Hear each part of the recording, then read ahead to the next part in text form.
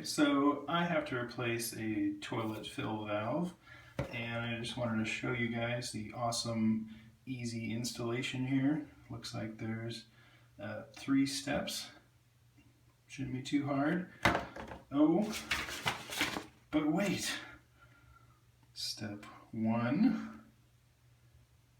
Step 2. Oh, A, B, C, D.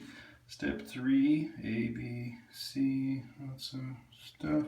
Oh wait, step 4, A, B, C, D, there's an exclamation mark. What's on the back?